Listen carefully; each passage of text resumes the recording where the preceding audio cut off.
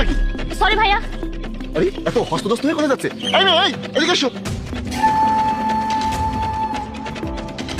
বাড়ি থেকে পালিয়ে এসেছো নাকি? না না ভাইয়া, আমাকে যেতে দিন। কেন, কি হয়েছে? নাকি কোথাও পালিয়ে যাচ্ছ? ভাইয়া আপনি আমাকে তাড়াতাড়ি পালাতে দিন, না হলে ওই লোকটা আমাকে বিক্রি করে দিবে। কে তোমাকে বিক্রি করে দেবে? কি হয়েছে খুলে বলো তো। তুমি তুমি তো আমাকে বলেছিলে যে আমরা শহরে এসে দুজন বিয়ে করে সুখে সংসার করবো, আর এখন তুমি এসব বলছো। এসব না করলে আমার টাকা উসুল হবে কিভাবে? তাই বলে তুমি আমার শরীর বিক্রি করে টাকা উসুল করবে? হ্যাঁ তাই করবো। আর রইলো বাকি বিয়ের কথা। আমি যদি তোকে বিয়ের কথা না বলতাম তুই কি আমার সঙ্গে এখন তো রাখতি? আর যে মেয়ের সাথে বিয়ের আগেই বাটন করা শেষ, সেই মেয়েকে বিয়ে করে আমি কি করবো?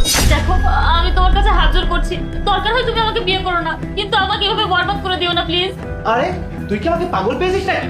আমি এত বড় সুযোগ এমনি হাতছাড়া করে দেবো? আর আমি বরবাদ কোথায় করছি? আমি তো আবার করবো আবার। তুমি 10 লক্ষ টাকার জন্য আমার সাথে এই বেইমানিটা করতে পারো না। তুমি আমাকে আমার গ্রামে দিয়ে এসো, তারপর আমি তোমার সব টাকা পরিশোধ করে দিব। আমি যখন একবারে সব টাকা পাচ্ছি তখন আমি কিস্তিতে নিতে যাবো কেন? আর একটা কথাও শুনতে চাই না, চুপচাপ রেডি হয়ে নে, এই হোটেল ছাড়তে হবে। আর আমি বাইরে যাচ্ছি নাস্তা আনতে, তারপর খেয়ে এখান থেকে বেরিয়ে পড়বো। এসে যেন দেখি তোর হুলিয়া একদম ঠিকঠাক।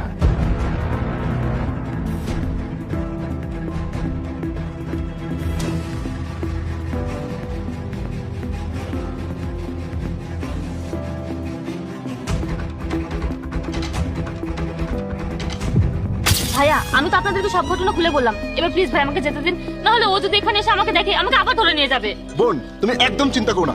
আমার নাম জাহিদ, আর এটা আমার এলাকা। আমার এলাকায় আমার গায়ে কেউ হাত দিয়ে দেখুক তো, ওর হাত আমি গুড়িয়ে ফেলবো। ভাইয়া ওই দেখুন ও আসছে, প্লিজ ভাই আমাকে পালাতে দিন। তুমি একদম ভয় পেও না বোন, আমি আছি। এই তুই এখানে কি করছিস? তোকে বলেছিলাম না হোটেলে চুপচাপ করে থাকবি। চল।